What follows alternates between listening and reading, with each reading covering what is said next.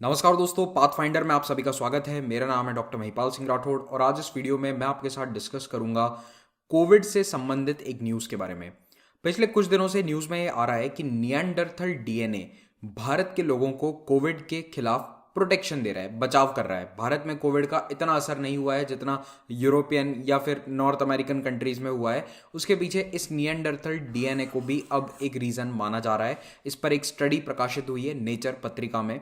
तो इसी को मैं आपको यहाँ पर समझाऊंगा, इसी को हम डिस्कस करेंगे। निएंडरथल कौन थे, किस प्रकार से ये डीएनए इंसान को कोविड के खिलाफ प्रोटेक्शन दे रहा है। अब आप लोगों से एक जानकारी साझा करना चाहता हूँ कि मॉडर्न इंडिया के स्टैटिक्स सिलेबस पोर्शन को मैं कवर करूंगा पाथफाइंडर चैनल पर।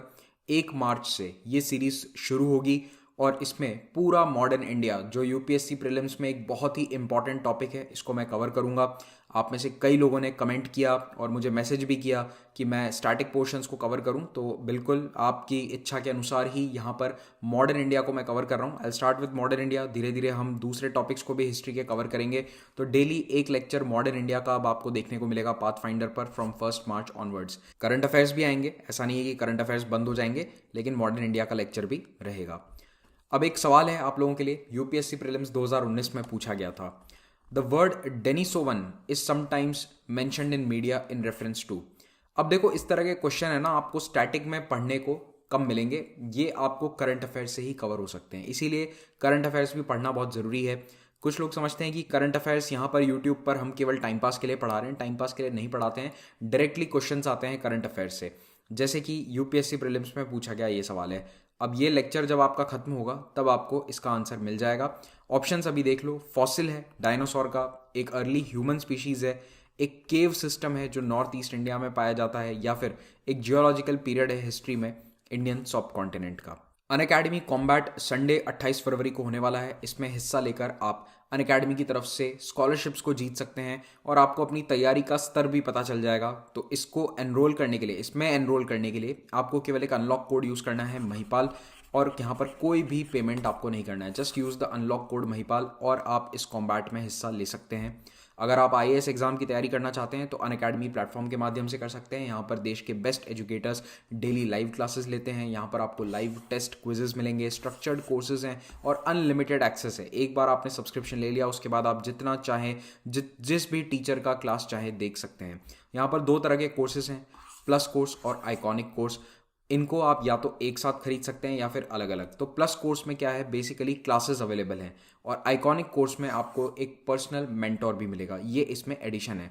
तो अगर आप मान लीजिए 1 साल का सब्सक्रिप्शन लेते हैं, जो कि मेरे ख्याल से मिनिमम होना ही चाहिए, 1 साल से कम में यूपीएससी एग्जाम की तैयारी नहीं हो सकती, तो आपको यहाँ पर 49,000 रुपीज़ नहीं बल्कि महिपाल कूपन कोड यूज़ करके 44,000 रुपीज़ पे करने हैं। और अगर आप 2 साल के लिए सब्सक्रिप्शन लेते हैं तो ये आपको पड़ेगा 64,000 रुपीज़ का, और आइकॉनिक के चार्जेस यहाँ पर आप देख सकते हैं। अगर आप ऑप्शनल की तैयारी करना चाहें तो उसके लिए भी कोर्सेज अवेलेबल हैं प्लेटफॉर्म पर। और आईएएस एग्ज़ाम के अलावा भी जितने एग्जाम्स हैं, जैसे कि SSC, banking, railways, state PCS, इनके भी कोर्सेज अनअकैडमी पर आपको मिल जाएंगे। और आपको ये प्राइस पे करना है after using the code Mahipal. Do not पे दिस प्राइस। यहाँ पर आपको सीधा 10% डिस्काउंट मिल जाएगा इस कूपन कोड को इस्तेमाल करने के बाद। कुछ दिन पहले एक शोध पत्र प्रकाशित हुआ था जिसमें जापान और जर्मनी के साइंटिस्ट ने यह क्लेम किया है कि भारत के लोग कोविड 19 भारत के लोगों पर इतना असर क्यों नहीं कर पाया। उसके पीछे रीज़न इन्हें मिल गया है। इन्होंने रीज़न क्या बताया है कि इंसान की जो अभी की स्पीशीज़ है होमोसेपियंस और निएंडरथल्स के बीच में जो इंटरब्रीडिंग हुई थी, जिसके कारण जेनेटिक मटेरियल मिक्स हो गया 35,000 से 24,000 साल पहले, उसके कारण भारत के कई लोग इस डीएनए को कैरी कर रहे हैं जो निएंडरथल से आया है। और इस डीएनए का जो फ्रीक्वेंसी है वो भारत में ऑलमोस्ट 50% है, यानी कि भारत की ऑलमोस्ट आधी आबादी इस निएंडरथल जीन को कैरी करती है, जिसके कारण कोविड 19 का असर हमारे देश में कम हुआ।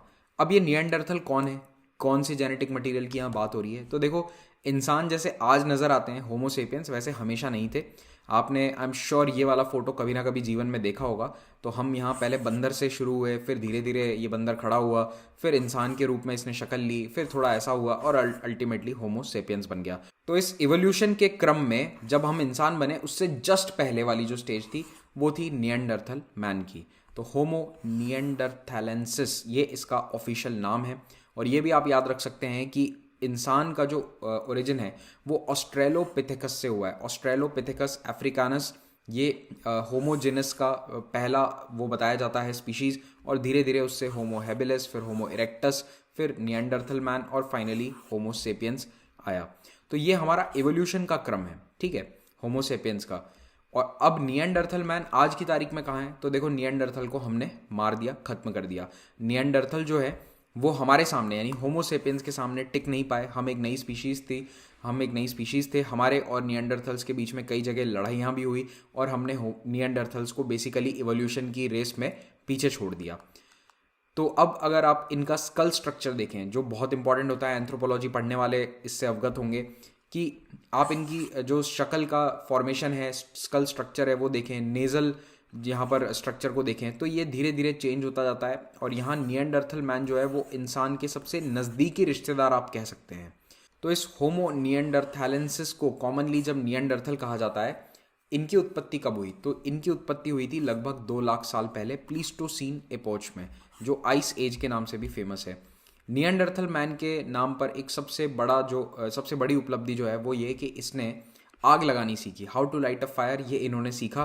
और ये रहते कहाँ थे? मेनली यूरेशिया वाला जो कॉन्टिनेंट है, इस एरिया में इनका रहना था, और यहीं से इनके सबसे ज़्यादा स्केलेटन्स हमें देखने को मिलते हैं। तो ये एक निएंडरथल स्कल है जो बर्लिन के न्यूज़ म्यूज़ियम से लिया गया है ये फोटोग्राफ। और यहाँ पर आप एक निएंडरथल की ग्रेव देख सकते हैं, और ये उनके टूल्स हैं। तो ये टूल्स का भी इस्तेमाल करते थे। अब आर्टिस्ट इनके स्कल्स के बेसिस पर, इनकी हड्डियों के बेसिस पर इनके चेहरे को रिक्रिएट करते हैं। तो कुछ इस प्रकार की शक्ल इनकी बनती है अकॉर्डिंग टू 3D मॉडल्स। और ये निएंडरथल मैन 25,000 साल पहले एक्सटिंक्ट हो गया था। निएंडरथल्स की एक और खासियत ये थी कि उन्होंने सबसे पहली बार अफ्रीका के बाहर रहना सीखा, अडॉप्ट किया। इंसान की उत्पत्ति जब हुई थी तब हम अफ्रीका में ही रहते थे, लेकिन अब अफ्रीका से बाहर निकलकर निएंडरथल मैन ने दूसरी जगहों पर भी रहना सीखा, और इन्फेक्शियस डिजीजेस के प्रति इन्होंने रोग प्रतिरोधात्मक क्षमता डेवलप करी। मॉडर्न ह्यूमंस जो हैं वो भी अफ्रीका में ही ओरिजिन हुए हैं, और निएंडरथल और मॉडर्न ह्यूमंस के बीच में इंटरब्रीडिंग हुई। अब ऑफ कोर्स आसपास रहते थे, तो कई कॉलोनीज निएंडरथल की थी, उनके आसपास मॉडर्न ह्यूमंस यानी होमो सेपियंस भी थे। तो इनके बीच में इंटरब्रीडिंग हुई, और इस इंटरब्रीडिंग के कारण, जो कि 35,000 से 24,000 साल पहले हुआ था, उसके कारण दोनों स्पीशीज़ को कई सारे वायरसेस का भी एक्सपोजर मिला, और कुछ जीन वेरिएंट भी एक्सचेंज हो गए, जिसके कारण आज तक हमें कुछ वायरसेस के खिलाफ रेजिस्टेंस मिलती है। क्योंकि दोनों अलग अलग वायरसेस से एक्सपोज थे, दोनों के जब जीन्स इंटरमिक्स हुए, तब उसके कारण जो आज की इंसान की जो पीढ़ी है उसको ये फ़ायदा मिला कि वायरसेस के प्रति हमारे अंदर रेजिस्टेंस बढ़ी हुई है। वैसे इस प्रकार का रिसर्च कोई नया नहीं है। कुछ साल पहले हेलिकोबैक्टर पाइलोरी पर भी इसी प्रकार का रिसर्च हुआ था। हेलिकोबैक्टर पाइलोरी वो बैक्टीरिया है जो हमारे पेट में अल्सर करवाता है, तो उससे भी बचाव देता है कुछ पर्टिकुलर जीन सीक्वेंस जो निएंडरथल से हमें मिला है। ये रिसर्च भी कुछ साल पहले हो गई थी, और इसी के बेसिस पर आप देख सकते हैं कुछ सिमिलर रिसर्च अभी करी गई है। तो अभी ये जो कोविड-19 और निएंडरथल का कनेक्शन है, ये कैसे आया? देखो, दिसंबर 2020 में यूनिवर्सिटी ऑफ एडिनबरा, जो कि यूके में स्थित है, उसने ये पता किया कि कुछ जीन वेरिएंट्स हैं जो क्रोमोसोम नंबर 12 पर लोकेटेड हैं, ये सीवियर इलनेस का रिस्क रिड्यूस करते हैं। यानी कि जिन लोगों में ये पर्टिकुलर जीन वेरिएंट्स थे, वो या तो आईसीयू में नहीं गए, या फिर उनको जब बीमारी हुई कोविड-19 तो इतनी सीवियर नहीं हुई। तो ये 22% रिस्क कम कर देता है अगर ये particular gene variant chromosome number 12 पर मिलता है। अब क्रोमोसोम नंबर 12 कोई छोटा मोटा क्रोमोसोम नहीं है, इसमें 134 मिलियन बेस पेयर्स होते हैं डीएनए के अंदर, और ये टोटल डीएनए का 4 से 4.5% बनाता है। तो इस पूरे क्रोमोसोम नंबर 12 के डीएनए को स्टडी किया गया। और क्यों स्टडी किया गया? क्योंकि जब इंग्लैंड का ये रिसर्च जापान और जर्मनी के साइंटिस्ट ने देखा तो उनका इंटरेस्ट इसमें जागा। वो ये जानना चाहते थे कि एग्जैक्टली इस क्रोमोसोम नंबर 12 पे भी वो कौन सा जीन वेरिएंट है जिसके कारण ये 22% रिस्क कोविड का कम हो रहा था, और जिसके कारण आईसीयू एडमिशन्स नहीं हो रहे थे। तो उन्होंने इस पर इन डेप्थ रिसर्च किया, और यही वो रिसर्च है जो अब जाकर न्यूज़ में आया है। तो देखो, साइंस ऐसे ही बनती है, साइंस ऐसे ही डेवलप होती है। You have to build knowledge upon knowledge. तो यहाँ से आप भी एक सीख लो कि आप बेसिक जब पढ़ोगे तभी आप आगे का एडवांस लेवल सीख पाओगे, समझ पाओगे। तो आपको भी स्टेप बाय स्टेप आगे बढ़ना है, जैसे साइंटिस्ट आगे बढ़ते हैं।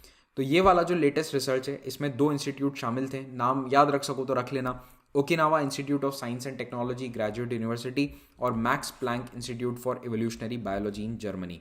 तो जापान और जर्मनी इन दोनों कंट्रीज़ के संस्थानों ने आपस में कोऑर्डिनेट किया और इन्होंने ये पता किया कि ये जो जीन वेरिएंट है जिसके कारण 22% रिस्क कम हो रहा है, ये निएंडरथल स्पेसिमेंस में भी मिलता है, क्योंकि हमें जो निएंडरथल्स के स्पेसिमेन मिले हैं या निएंडरथल के जो भी अवशेष मिले हैं उससे हमने उनका भी जीन सीक्वेंस पूरा बना रखा है। तो जब ये जीन वेरिएंट्स देखे गए तो इन्होंने देखा कि ये कॉमन है निएंडरथल्स से।